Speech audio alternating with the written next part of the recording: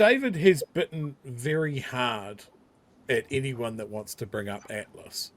He's called it a conspiracy theory when you initially raised it with him, which was an interesting position because there were photos of him participating in Atlas activities and organizations, as if he thought he could get away with it.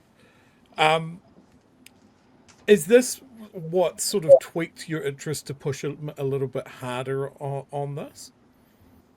Atlas wasn't. I mean, it was the fact that he called us conspiracy theorists for asking him questions about his political whakapapa, which drew us back into the realm of what he'd done earlier in that previous interview with Mihi, accusing her of the pizza gate or something, wasn't it? So yeah. I think Atlas was not initially in this documentary. That wasn't what any of us were looking at. We were looking at Te Ao Māori's resistance or concerns to the Treaty Principles Bill and what might be behind that, and what might be the political agenda that was, trying to, change some. We'll look at the principles again, and so there's a little piece to Cam in the documentary where I'm in green, and I'm reading out what the first response from the ACT Party is when we first went to them, and they raised the conspiracy theory thing, and so we have to say exactly what their response is, but because it wouldn't have made sense, because no one would know what the conspiracy theory was, we had to say they're relating this to this interview that we did in 2024. So that's how that got raised again. So we included it because it demonstrated how he chose to respond to questions once again. So rather than deal with questions, this was how he responded. So that will with the party. And so that's why that was included. It wasn't, as he says, it wasn't actually part of our initial thinking at all. I agree though, Chewie. It is the response in that first interview with Mihi, I found interesting too, and I've wondered, about it over the course of making the documentary, because Atlas is a reputable organisation. It's 500 think tanks operating all around the world, doing all sorts of interesting things. So I mean. Clearly, it's an organisation that is able to, educate people on how to campaign effectively, how to build their own ecosystems, how to create effective policy or be an effective policy maker in terms of being able to get your policy through that represents your support base or your areas of interest. So I'm not sure why it keeps being positioned as a conspiracy theory. It's clearly more of a coordination theory than a conspiracy theory. But yeah, I thought it was an interesting response to it, and I'm not quite sure what the thinking is behind it. I think that's kind of what I keep coming back to, is Atlas itself don't seem to be concerned about the links between them, and quite happily say, oh yes, he did this MBA thing for us, here's a couple of photos with us, he's on our website. It's not exactly the in the shadows organization that he seems to want to imply that it is, that we think it is. It's a very strange reaction. Yeah. So in that interview with Mihi, I jotted it down because it came up again. I read about this conspiracy theory. I just think no one has asked David Seymour the obvious question about Atlas. Mr. Seymour, when you got your MBA from Atlas, what one or two things that you learnt whilst doing that MBA? I just go around the all, does it exist, does it not? It's like, you did it. What did you get out of it, Mr. Seymour? And see what he's got to say.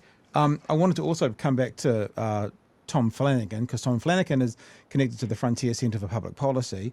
And when he was talking about savagery, although we wouldn't use that term today, he also talked about inviting them into the tent, inviting, the savagery people into the tent. In other words, why don't you come and be a part of Western civilization? A question to all three of you, and I'll start with you, Mihi. I could be naive here, but it feels like Atlas hasn't quite got its hooks into New Zealand, like, for example, around the voice in Australia or other places. And I just wonder if, because many of us in New Zealand don't want to invite Māori to our tent, we actually want to go into theirs. And that feels like it's a different vibe from like non-Indigenous to Indigenous people.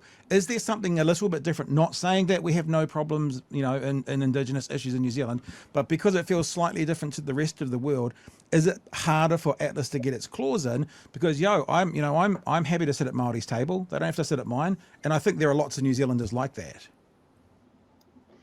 Yeah, I don't know, because there was a part in that Zoom with Dr. Flanagan where he was talking about, I can't, like, honestly, don't paraphrase me, but it was like a comparison against Indigenous Canadians versus Indigenous Māori around, did we put it in there? I don't know if we did, but it was like, oh, did you guys have, did you trade? What did you trade? Did you have, did you have stones? You know, there was a discussion around what is when you're savage and when you're not savage, and maybe that Māori weren't quite savage enough, or something like that. And obviously, we were just listening, so we didn't challenge anything, but we were like, okay.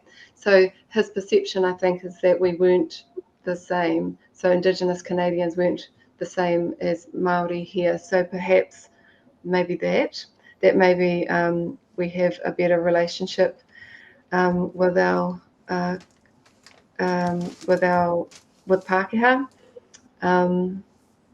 When I think about broadcasting, we are on a pedestal to the rest of the world, and they used to come to New Zealand to learn how to set up their broadcasters. We used to lead, the WIPN, the World Indigenous Broadcasting Network, and things like that. So yeah, perhaps that's the perception, is that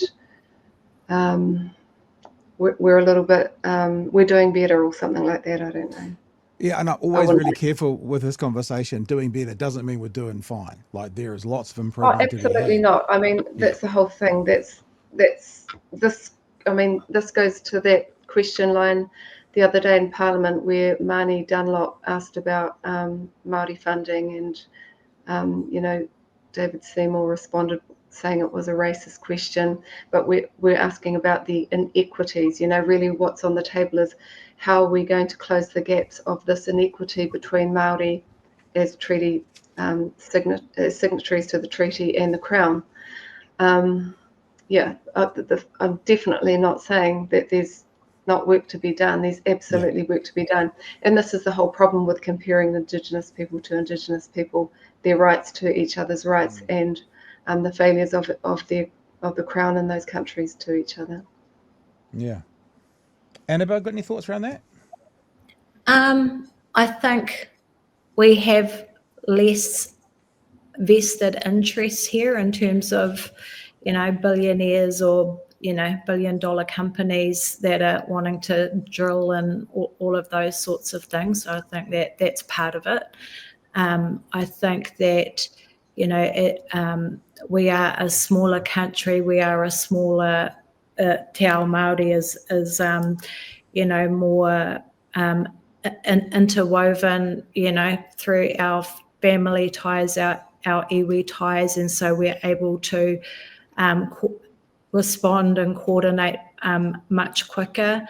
We have iwi who have capacity, who can support their people to respond to these sorts of issues. So I think that gives Māori a head start in terms of being able to parry a concept like the Treaty Principles Bill, as opposed to tangata whenua in Australia who, are up against a lot of big investors who have a vested interest in being able to minimise Indigenous rights over there. So, it's two different playing fields here, I think.